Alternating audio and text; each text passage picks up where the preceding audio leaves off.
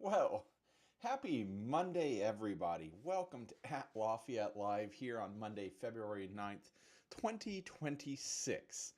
So glad you've joined us here on a Monday evening. Gonna see if we remember how to do this. It's been a few weeks. Had a little bit of sickness, and then just living life and keeping busy meant that we missed a few weeks, so might be a little bit rusty. But if you tried to tune in for one of our missed shows, there was one show that was scheduled that I had to miss because I was just absolutely dog sick. I don't get sick all that often. My wife would probably tell you that I get man flu, and that's probably a true statement. Oh, woe is me. But in this particular case, just it was not fun. Couldn't eat for about 5 days. You don't want to hear the details of that. But had a show scheduled, missed it.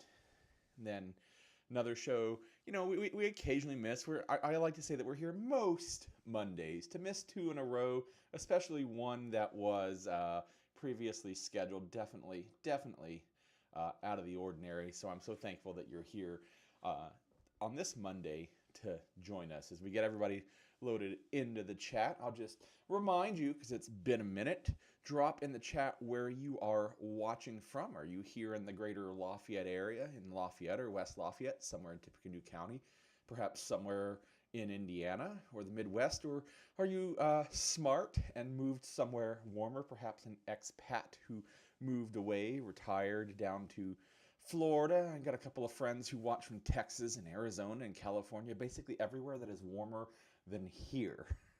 That being said, I saw a graphic earlier today that said the coldest part of winter is behind us. And while we had some brutally cold days, absolutely, I don't feel like this has been the worst winter that we've had in a while. Certainly, there's been a couple of week stretch here that's not been the most pleasant, but I was looking, and there's like not a day for about the next 10 days that I believe was supposed to be a high of less than 40 degrees. I mean, that's not Southern California or Arizona warm by any means, but certainly warm for February in Indiana. And I feel like we're already kind of turning the corner towards March. So glad you could join us. We got a lot to talk about as I was putting the show together earlier. I know I've missed a couple of weeks, but wow, there is a whole lot to talk about. So with that being said, I will introduce myself. If you've not watched the show, you may be wondering who this guy is that's blathering on. I'm Jeff Gooch. I'm a local realtor with the Russell Company powered by At Properties. And I love helping people buy and sell homes here in the Greater Lafayette area and indeed throughout Indiana. I also love where I live. Love living here in the Greater Lafayette area, which is why I bring the show to you every Monday.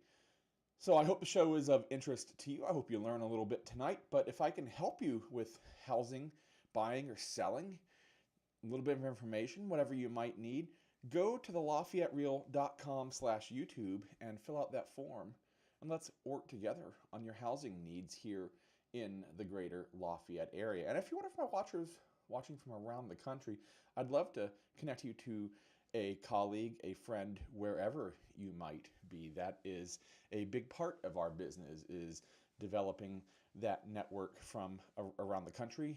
And so if you're here in the Greater Lafayette area, certainly can work with you directly. But if you're anywhere in the country, I have partners who can work with you most anywhere. Okay, I'll also point out all of my contact information is below, so if you happen to be watching on your TV, if you're watching on an Apple TV or some other smart device, you can scan that QR code with your phone and load up all the contact information. But that's enough of that. Let's start with what we have to talk about. I talk so often about the Greater Lafayette area, and indeed, I spend so long talking about Lafayette and West Lafayette specifically that sometimes it might feel like the Greater Lafayette area really is lip service, but that is really just kind of a testament to how busy our city and area is. But on the subject of the Greater Lafayette area, sorry, I was just bringing up my notes, but there we go. Our neighbors down to the south and slightly to the west, maybe. Sorry, slightly to the east. I'll get my direction straight here. Down in Clinton County, the Clinton County Commissioners in late January rejected a plan for a data center. And I know that that's a big controversial topic right now, and I do understand why people are concerned, why driving up energy bills, electric bills, gas bills even, is such a big topic of conversation here in Indiana. And I do understand why data centers are part of a driver of that. Water, of course, comes into that as well. But the part that mystifies me a little bit is I was going to say lack of understanding, but maybe that sounds a little bit too harsh and judgmental. But the disconnect between that and the fact that a lot of the people that are rightly concerned about this are expressing their concerns on social media, on Facebook especially. And if you're watching me talk about this right now, you're watching it on YouTube. All of those places do not exist without data centers. So there's an inherent tension there in my mind. Now, there seem to be a difference between some of these new data centers that are being built ostensibly for AI and the existing data centers? Seems that the heat load, the energy load is higher for some of these data centers, but I think a lot of the same arguments might have been made as these data centers that all of this traffic is being pushed through right now were coming online. And I don't want to be glib, but there's a little bit of the price of progress of, yes, the first one might not be great, but I don't think that the companies want to pay any more for electricity than they have to either, which I understand. Part of that is pushing the cost off onto others. I'm not rosy-eyed about this, but I also think there's a certain amount of, there's going to be innovation, and it's just the nature of technology. But yeah, Clinton County, Frankfort, Indiana, they have rejected a 75-acre data center. Now they can come back next year and ask again. I don't think that we've heard the end of this. I mean, if you've been paying attention at all to development in the area, especially down south and east of here in Clinton County and Frankfort, down even further south of there in Lebanon, there's a lot of development being talked about, being voted on, being planned, and indeed being built. Drive down I-65 and see the giant new Eli Lilly construction site going up in the Leap District there. You can see it from I-65. It looks like a crane amusement park. There are so many cranes of all types on that building site. So more to come on that. And if you want to stay up to date on what's coming on all of that development news, go to the LafayetteReal.com/YouTube, fill out the form, and let me know that you'd like to stay up to date. And you can also, the other thing that you can really, really do, and it matters a lot more than you might think, I know, hit the like and subscribe button. Stay up to date on all of the content that we put out here every Monday on At Lafayette Live and throughout the week on the Lafayette Real. 4 hospitals coming to West Lafayette. If you've watched the show at all, I mean in the last year and two, you have heard me talk and talk and talk about hospitals in West Lafayette, and we now have 4 coming. And the latest development news is that Parkview Health, which is the Fort Wayne-based hospital system, they're one of the major hospital systems in Fort Wayne, going to be a new entity here in the Greater Lafayette area, have their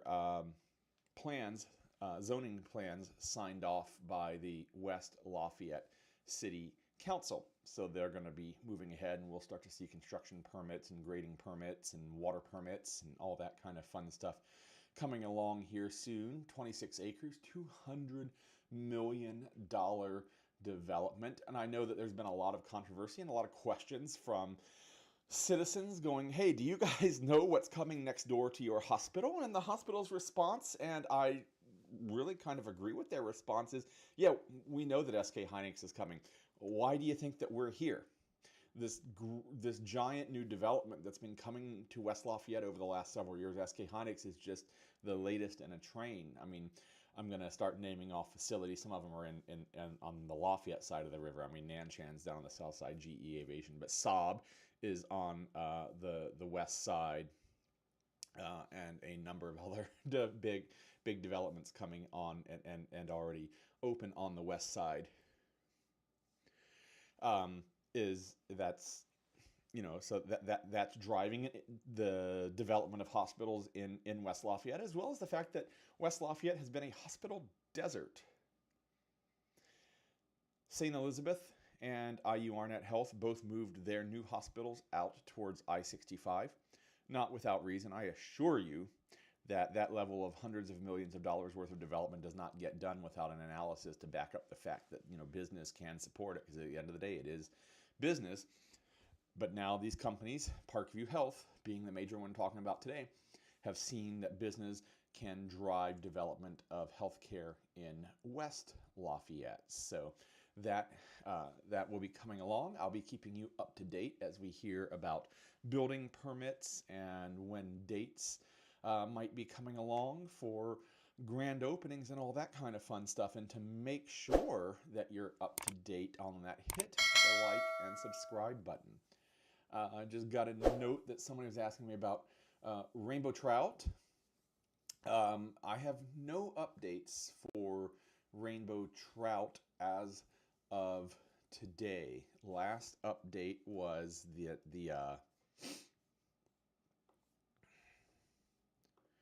all of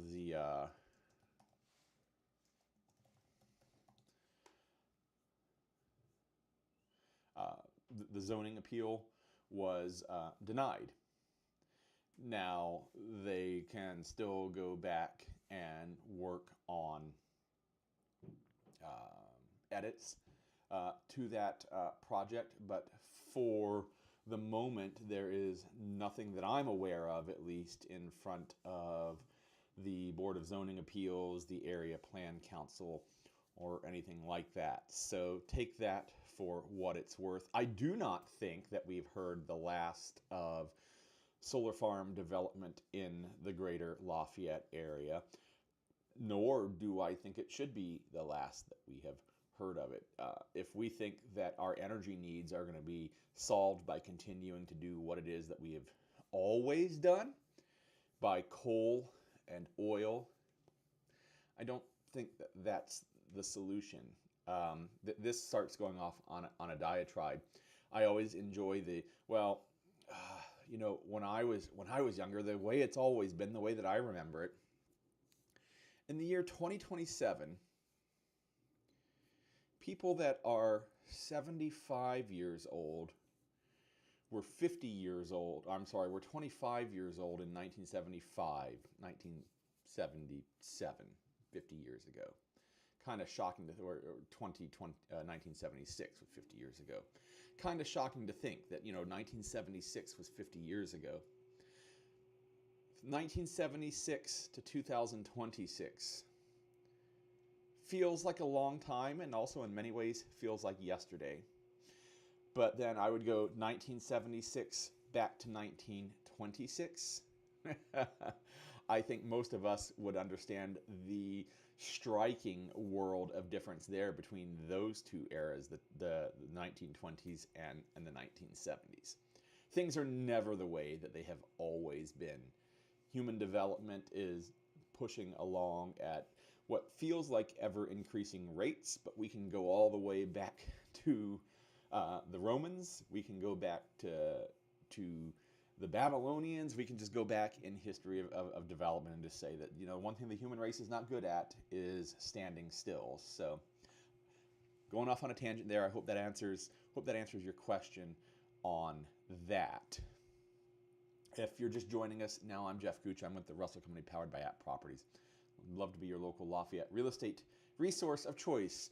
Go to any of the links below. Go to the LafayetteReal.com/YouTube, or send me a text, shoot me an email, and let's work together on your housing needs here in the Greater Lafayette area. Also signed off on by the West Lafayette City Council at their meeting last week is, and I do rather like this one, the Managed Natural Landscapes Ordinance. What this means in short is that you may no longer be fined for not keeping up your yard with short green grass. And I think that's a good thing, personally. Now, what that really means is that there's an ordinance that defines the word managed natural landscapes. It may include vegetation at height in excess of 10 inches as an alternative to traditional landscaping models.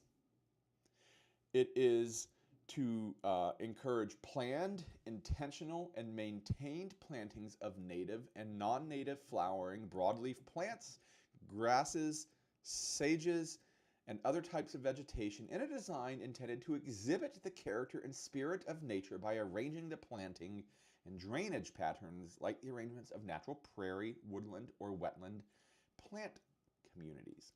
And the important takeaway from all of that is that there's a difference between purposeful planting as in what the natural landscape might look like and just leaving your Bermuda grass to grow to weeds. It is to incentivize the usage of native species, including those that provide habitat for a wide variety of wildlife, all reflecting the best practices for environmental protections.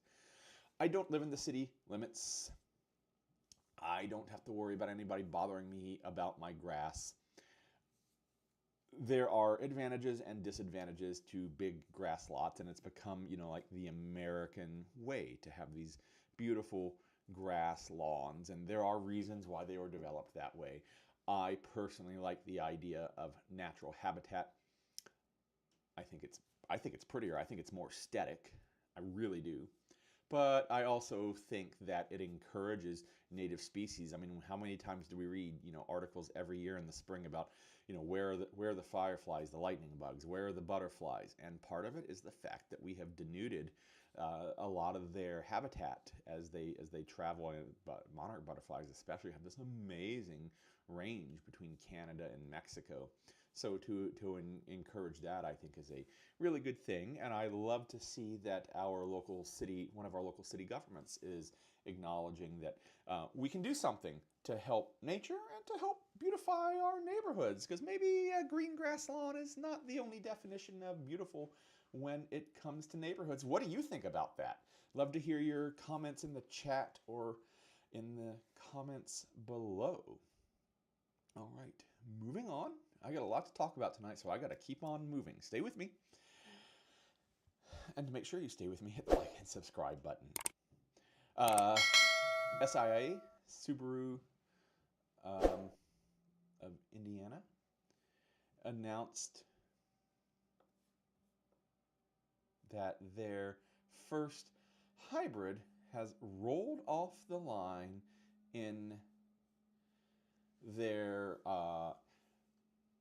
Lafayette assembly plant down in the southeast corner of Lafayette. It is a Subaru Forester. The first model to roll off was a Forester Hybrid Premium in autumn green metallic at just before noon 2 Mondays or a Monday ago.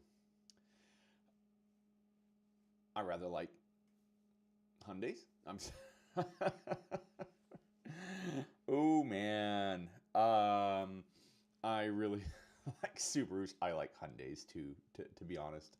I really like Subarus, and I am rather intrigued by the concept of a hybrid Subaru. And I tell you, the next time that I have to look at a new vehicle, I am going to look seriously at a Subaru hybrid. And the fact that it might be built in our city in Lafayette is just all the better. So first hybrid model rolling off the line replaced the production of Outback and Legacy models. So pretty exciting stuff. More to come on that. And to make sure that you know what's coming on that, go to the LafayetteReal.com/YouTube forum, hit the like and subscribe button, do all the things. All the things. If you live in Lafayette, some road news. Always road news in Lafayette, right? But that is also a sign of good things. Yes, I know potholes, and there's always more to be done and needs to get, things are never good enough. But Lafayette is getting ready to go and get $12 million in bonds for work on South 9th Street. This project is going to start here in the spring as the weather warms up and the snow and ice melt, although it might all be gone by the end of this week. It's supposed to get cold again towards the end of the month. $12 million, they're going to widen South 9th Street to 3 lanes. They're going to replace a bridge over Elliott Ditch. They're going to build a mini roundabout at Ortman Lane, a new trail on the west side of the street, and some sewer work. I like roundabouts. I know they're controversial. I know that some of you hate them. I don't care. I love them. I think that they improve traffic flow, and I think they're fun to drive around as I imagine myself as a race car driver. No, I don't drive the roundabouts like a race car driver, but you know. Part of South 9th Street is going to be closed in during this project, but here's a little preview of the project. Let's see. Which way? Yeah, we'll go this way. Unfortunately, this map is tilted 90 degrees, so over here on the left is south, to the right is north. 9th Street running right through the middle here. Phase 1 is from Veterans Memorial down to Orton, where the mini roundabout is going to be. Going to widen that to 3 lanes here starting this year and going into 27. And then next year in 27, from Ortman on down to Twickenham, they're going to do some work on that section. They're going to add a trail on the west side, a sidewalk on the east side, and work on pedestrian crossings. So if you live down on the south side of Lafayette along the 9th Street corridor, something to be aware of as you plan your driving, but I think that's generally good news. What is my opinion, someone asks, on the Tippecanoe County rental report? I haven't read this year's in detail yet. Like I said during the introduction, catching up on this week's show from a couple of weeks being off means that the show run order is stacked. So that one did not make it into the cut for this week. It's something that I'll probably talk about in more detail later in the month.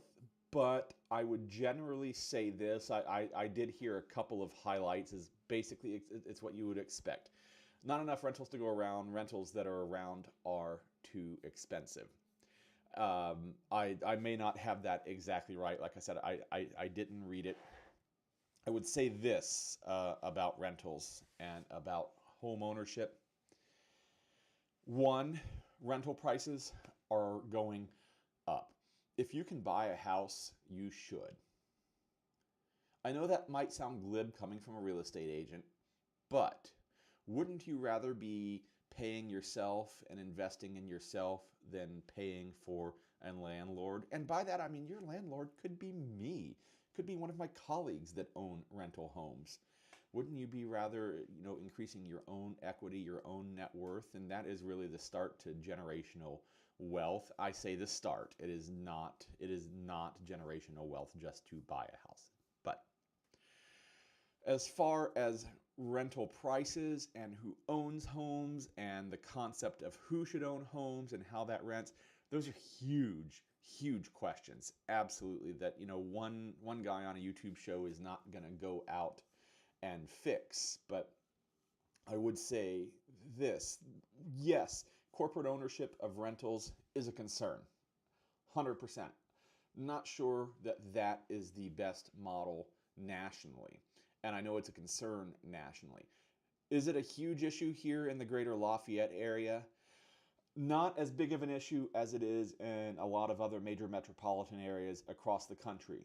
Does corporate ownership of rentals exist here in the Lafayette area? Oh, sure, absolutely.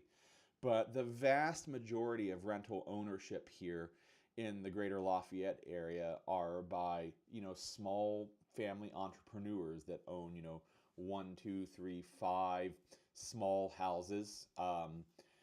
There are some larger, at some point, I guess you could call them conglomerates where they own, 10, 20, 50, 100 doors, but, they are still local investors.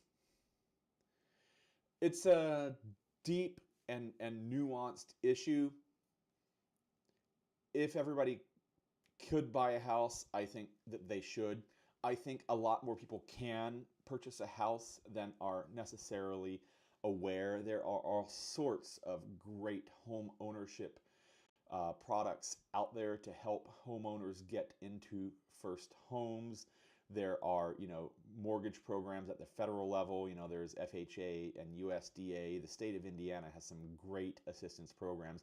Some of our local banks have great home ownership programs. I mean, there are some banks here in the Greater Lafayette area that retain local Indiana or Midwest ownership that really kind of think about banking and lending in the terms of that rosy-eyed view of what we might think of as in the past. Houses are more expensive than they have been. People ask all the time, when are house prices going to go down? My response to that is always, I don't think that they're going to. My hope is that the rate of increase cools off a little bit, and indeed that seems to be the case right now. But more to come on that.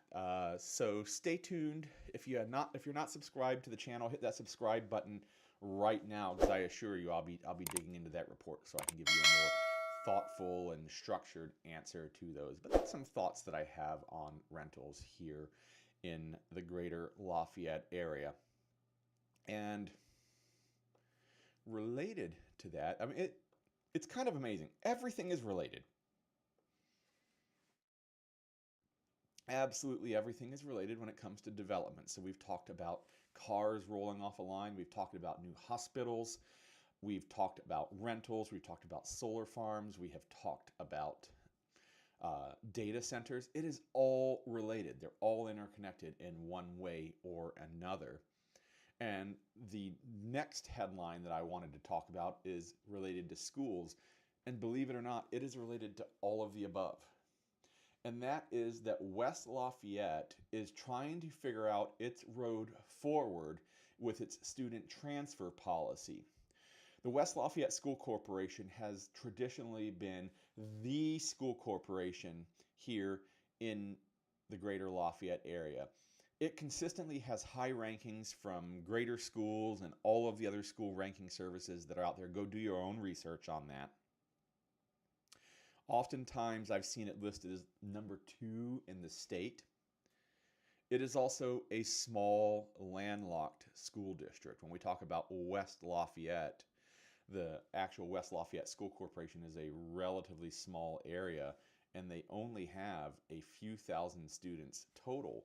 So transfer students have, for a long time, been part of the calculus, if you will, of the student population and student funding. But the state of Indiana last year changed the law about how funding travels with transfer students, or rather now doesn't travel with transfer students.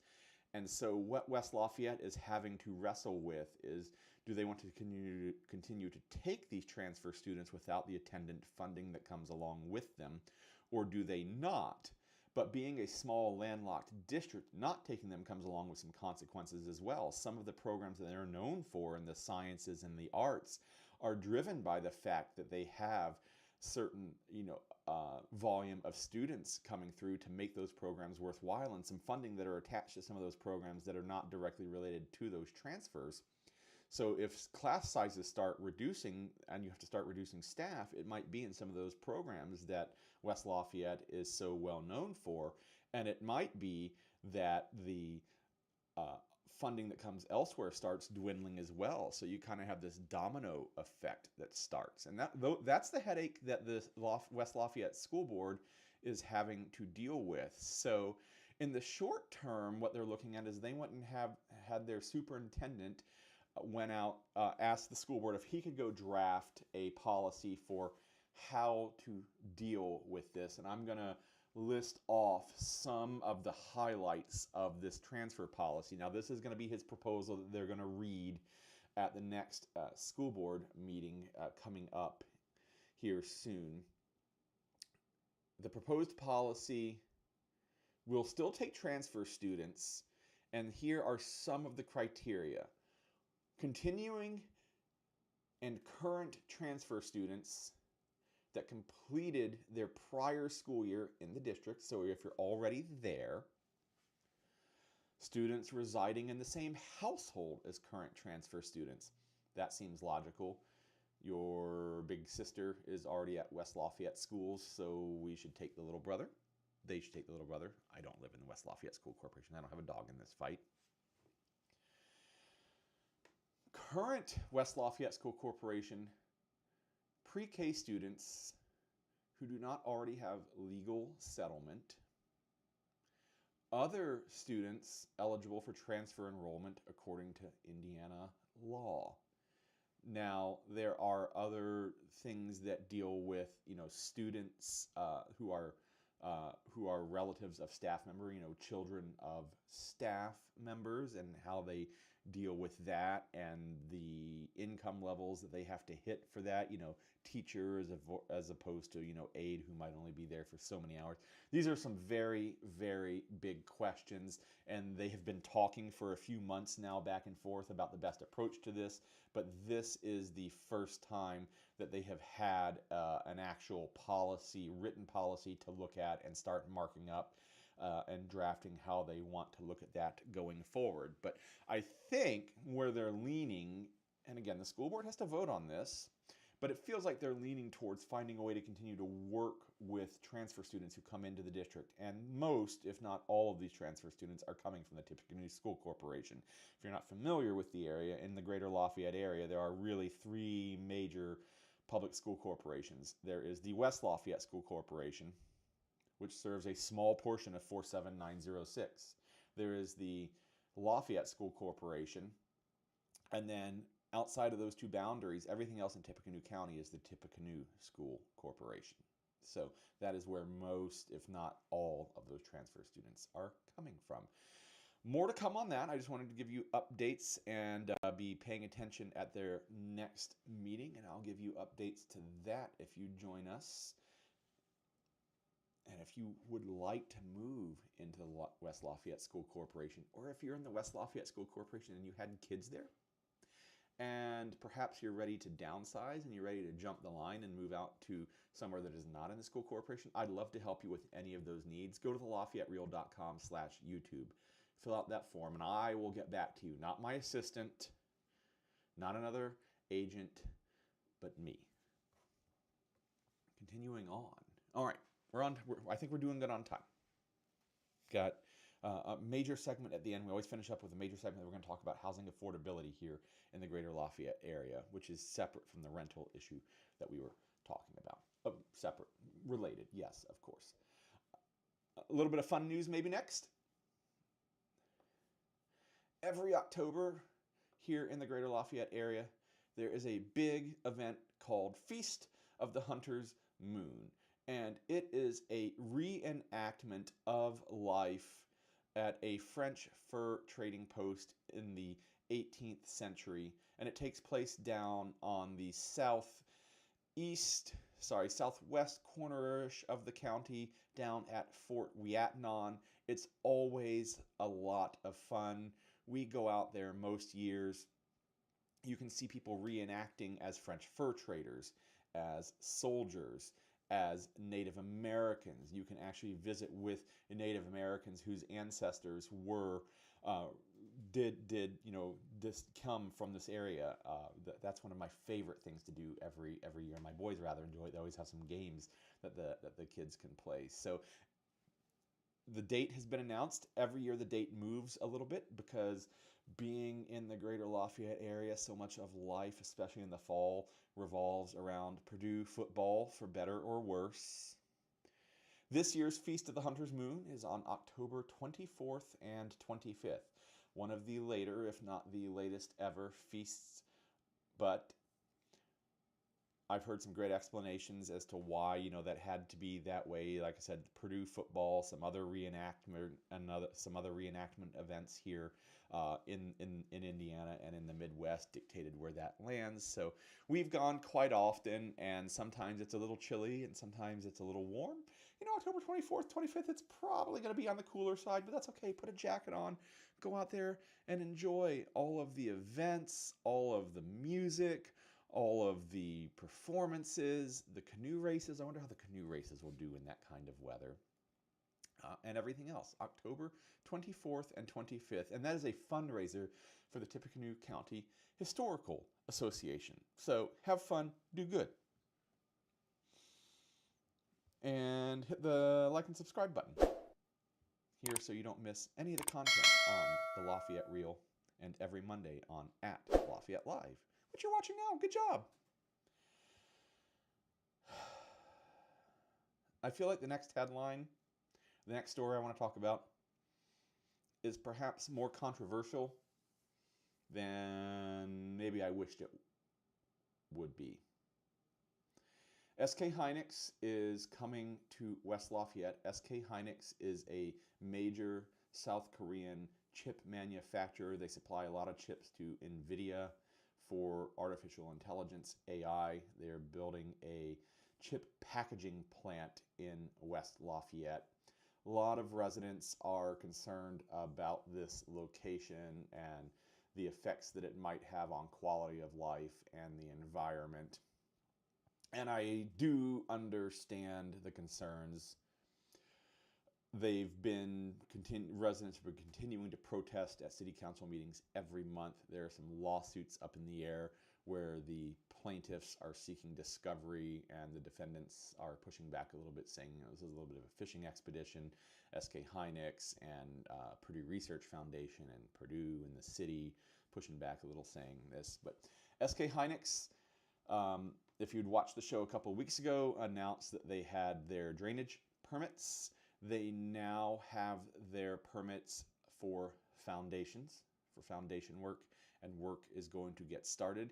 If you follow Dave Bangert, he has a forgive the word, play on words, Dave, I'm sorry. He has a fantastic interview with the head of the SK Hynix project for SK Hynix in last Sunday's based in Lafayette. You should go check that out. But they have gotten their permits and they are starting work.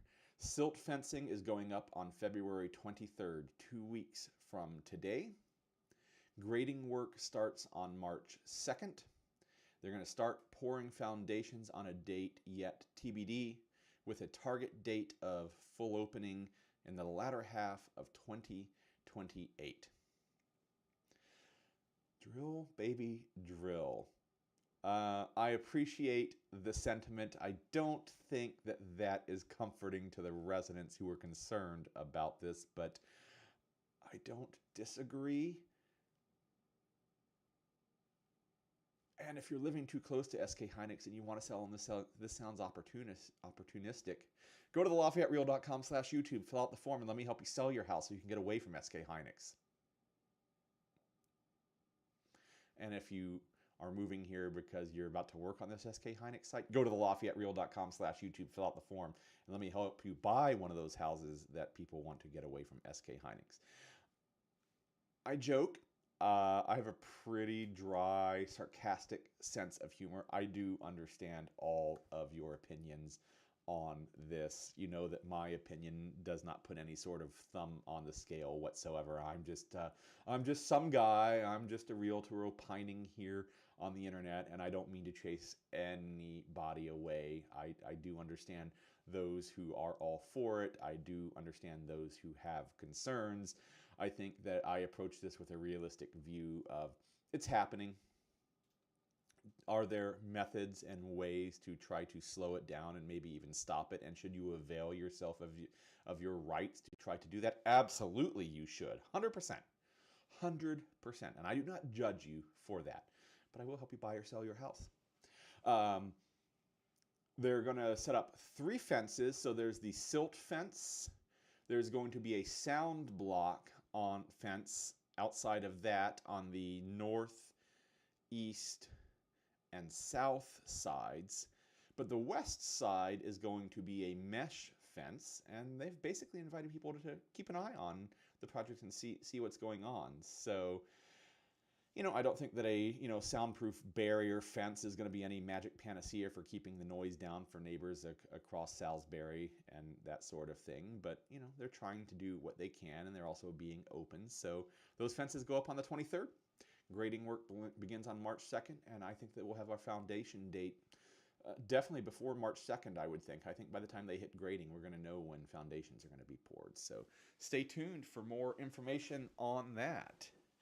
And you stay tuned by going to the Lafayette, by going and hitting the like and subscribe button so that you don't miss any of the videos here on the Lafayette Reel. One more news headline to talk about before we move on to our big major topic of the evening. And that is that the Lafayette Police chief, held a press conference and went through statistics talking about drop in major crime stats in 2025 and went through and displayed a whole bunch of data. And I love my data. I love charts and all that sort of thing. And he showed this sort of chart. Incidents reported per year, 2002 to 2025, 23. And this includes homicides, rape, robbery, aggressive assault, burglary, larceny, auto theft, and arson. And we're down to a low of 1573. Less than half of the peak back in about 2013, 2014 of 3819 of almost 4,000. We're only at about 1,500 major crimes. And I think that that is good news. And he's also released data breaking it down by individual types of crime. We won't delve into each of those. It gets morbid, of course. There are a few that are a tick up, but most of them are down overall. And I've heard the counter argument that crime doesn't get reported, or people are scared of the police and whatnot. And I don't mean to argue with those who say that. And I'm not saying that there are not people who would not report crime to the police, and people who are afraid of the police, and who do not have real and valid reasons to be afraid of the police, or in some cases, particular police officers. That being said, I think that our local police in Lafayette and West Lafayette, and especially the Purdue Police Department, are doing as good a job as anybody in the area of community policing. And that is that the police are not just actors for retribution, but they are actively engaging in community building, that they are there to help. My boys are actively involved in Cub Scouts. My family, my wife and I, all of us are actively involved in Scouting America in so many ways. And one of the favorite things that we do every year is we visit with local officials, including police officers, who come and visit our boys, come and visit our troops and our packs. And I'm always pointing out at the end of their visits, what word did you hear that police officer say most often? And I don't prep them for this at all. The word that I hear over and over and over again from our local police officers is help. They got into policing because they want to help people. They do help people. The best part of their day is when they can sit and have a conversation with somebody who is in need or who is in distress and just talk to them and figure out what help they might need. I think that our local police officers do a great job. Do they make mistakes? Absolutely. Does everyone make mistakes? Absolutely. Do I make mistakes? Absolutely. Do you make mistakes? Absolutely. Everybody does.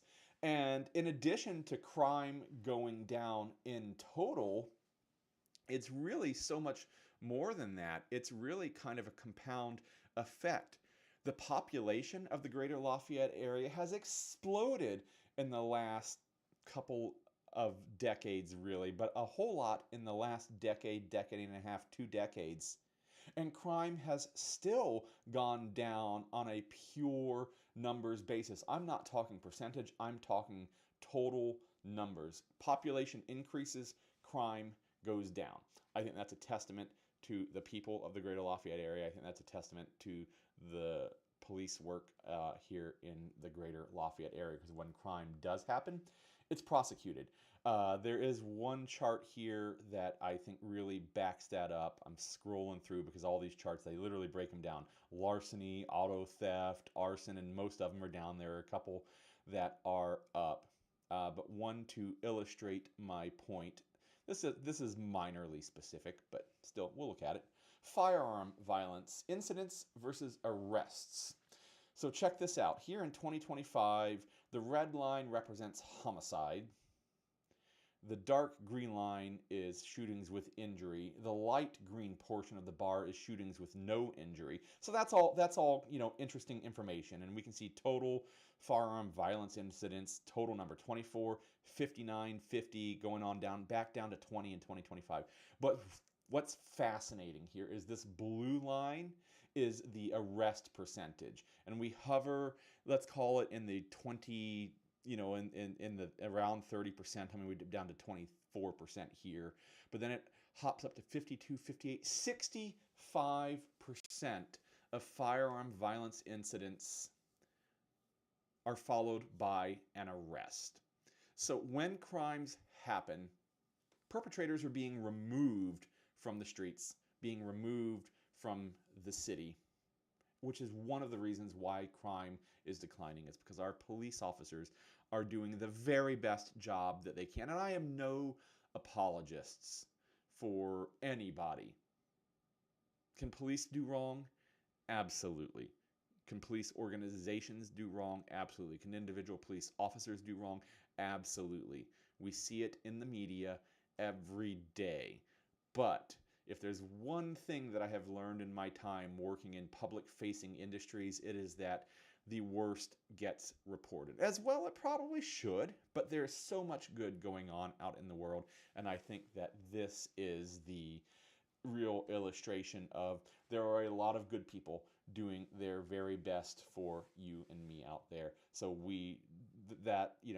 good work deserves praise, and we should do that. And it's also a testament to how great our community is and what a great place that it is to live here. All right, so I promised for my big segment tonight, I've been promising it for a couple of weeks, and I was scared for a moment that I may not be able to bring it to you. The tool that I used to report this was throwing all sorts of errors earlier, but I managed to get it together. I am going to see how this works. This is a new presentation process that I have not tried before. So I'm going to try this. We're going to see how this looks. I might need to try something different. Anyway, I'm here to talk about housing affordability here in Tippecanoe County. And I am doing this by utilizing data, and we're going to talk about specific things. I am not saying that housing is affordable. I am not saying that housing is affordable for everyone. I'm interested in looking at data about housing affordability. Hey, this one actually might work. So we're going to start with looking at inventory by price. So far, we have had 251 homes on the market, a 32% year-over-year increase. 52 of those homes were priced under $250,000. That is an increase of 63% year-over-year. And 199, or about 80% or so, are $250,000 or above, an increase of 26%. Now, that is not defining what's affordable. We're starting with looking at the data. We need to figure out how many homes are for sale and at what price points. We have to define what's affordable and what's not. Next up, new listings by price. And again, we're building a story here. We're going through a little bit of data to show what's out there in the market and is housing affordable here in the Greater Lafayette area. And this one is new listings by price.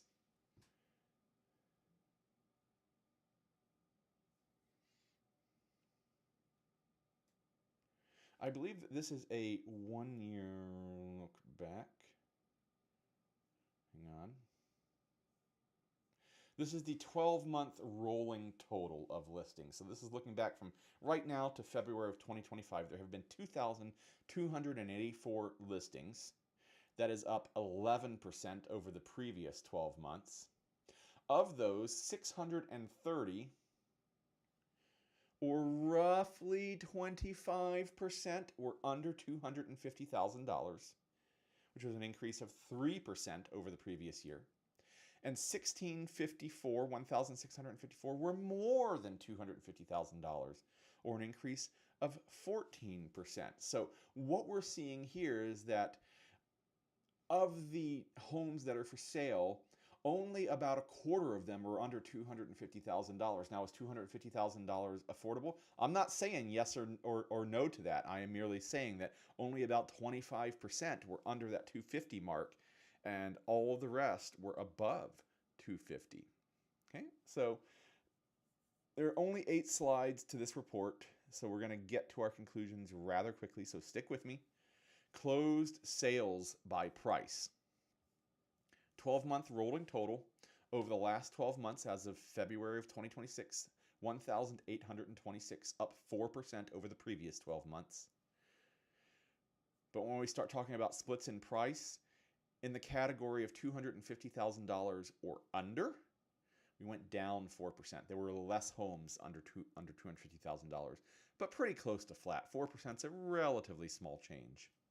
But the remainder 550, again, we're in that 20-25% range, or 70-75% for the remainder over $250,000, and that's $250,000 on up into the millions. Now, there are only ever a handful of houses for sales in Tippecanoe County that are above $1 million, but there are a handful, and there are quite a lot in the $500,000 to $800,000 range. But we're not interested in those specific splits right now.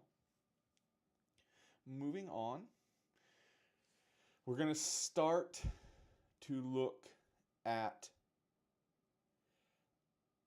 how we actually define affordable, and is affordability something that exists here in the Greater Lafayette area. And we're going to look at the median monthly payment for a median priced home. The median monthly payment for a median priced home. Median is the average that is the middle of the set. So if you have 100 items in the set, it is the price that is attached to number 50. In January of 26, it was $2,126. Is that a lot of money? It is down 7% year over year. It was $2,288 the previous year. But we are 11% more expensive than the entire state, which is at $1,920. Made the graphic too big. You can't really see it. Trust me. Trust me, he says. So now we're starting to get to defining affordability. Next, median sales price. This is the 3-month rolling median. The median sales price. This is the halfway point of all homes that were sold. It's not the total, divide them by the set. This is the halfway point. It's definition of median. $288,000. What I was referring to earlier about will house prices ever go down? No, I hope that the increases will slow down a little bit. And indeed, basically flat. Minus 1% year over year. $290,000 last year. Just a $2,000 difference. But we're up 11% over the entire state. $260,000 if you look at the entire state. But when you look at the entire state, you're looking at a whole lot of rural areas. If you look at Lafayette versus Indianapolis, and we might do that one day just for funsies, you're going to find that Lafayette is indeed a whole lot cheaper. Come on, Jeff, get to it. Is housing affordable in Lafayette? We're getting to it. We're almost there. Building the story. Median household income. This is adjusted to current dollars. This is a little bit of lagging data because we are not just looking at sales that we can go pull out of the MLS and all of our sources. In January of 25, so a year ago, the median household income was $60,716, up 8% year over year, which was $56,102. But we're down 13% from the state, which had a median household income of basically $70,000, $24 less than $70,000. Now, median household income, some of you might be saying, $60,000? Jeff, you're crazy. I'm nowhere close to that. That's the median. So if we take all the people who had income in Tippecanoe County as of January 2025, the person in the middle made $60,000. So half of the people made less than $60,000 and the other half made more than $60,000. Now we're starting to define what affordable is and to who, right? Because if you make that $60,000 or more, you have a much higher chance of being able to say that housing is affordable for you here in the Greater Lafayette area. But if you're under that $60,000 median, the math probably gets a little bit harder. And here's how we start defining that, really. Payment as a percent of income. I talked to one of my friends who's in the mortgage industry. In addition to doing my normal research that I always do before I get on and talk about things, and then being a homeowner myself and being a realtor. And by the way, I am a realtor, so go to thelafayettereal.com/YouTube and fill out the form and let's go look at some houses together. And I got a friend who can get you pre-approved as well. No financial arrangement there. Payment as a percentage of income. The guideline that I generally use, and my good friend Fahad also used, is about 30% is what you should be setting yourself up for when you go and buy a house, get a mortgage. Payment as a percentage of income in the real world in January 2026 in Tippecanoe County, 42%. Significantly higher than 30%. However, with the prices of housing continuously going up, that 30% definitely is a little more of a dream, a goal, something that you should aim for as opposed to a hard and fast rule, because whether you're at 30% or 42%, or indeed in some cases 50%, you still want to be paying yourself for your home and perhaps not a landlord. And importantly, out of this number, we are down 7% year over year. The previous year, it was 45%. So incomes have gone up oh so slightly faster than the cost of housing has gone up. It's going to take a number of years of doing this to get back close to that 30% mark, but it ain't nothing. However, across the entire state, we are 28% higher. The entire state is only at 32.9%.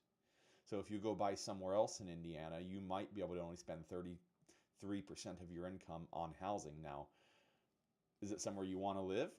I don't know. Maybe, maybe not. Finally, affordable listings. Is housing affordable? This is what I have been driving to this entire time.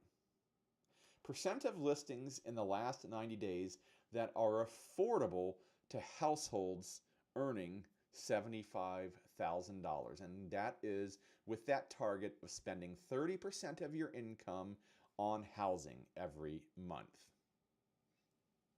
Based on that, in January of 2026, only 34% of homes were affordable to those making at least $75,000.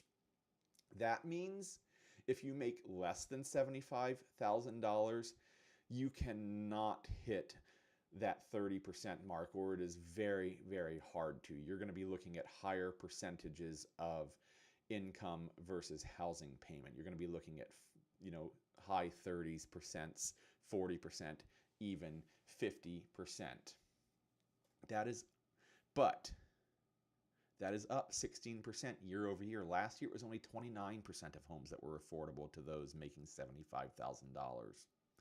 Compared to the entire state, 47% of homes are affordable to those making $75,000. But how many places in the state can you make $75,000 if you live in one of the big rural areas? It might be a little bit harder.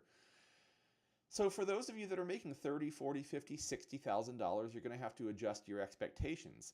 If you're making more than $75,000, it's fairly easy to find a home that only hits 30% of your monthly income. Now, what kind of home is that going to be? Well, if you're making between $75,000 and $90,000, it may not be quite the home that you were dreaming of, may not be a luxury home. If you're making more than $100K, the options certainly start to open up. And if you'd like to learn what those options are, go to the LafayetteReal.com/YouTube, fill out that form, and let's have a one-on-one conversation about housing and your needs, your income. I can hook you up with a mortgage loan officer who can talk you through all of these details.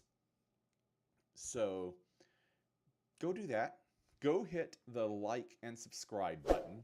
And don't forget that I'm Jeff Gooch with the Russell Company, powered by At Properties, and I'd love to be your local Lafayette real estate resource of choice. All my contact information is right here below. Don't miss all of the videos that we're going to put out over the next week on the Lafayette Real on YouTube. And join us again next Monday for our next episode of At Lafayette Live. Thanks so much for joining us on a winter Monday evening. Have a fantastic week.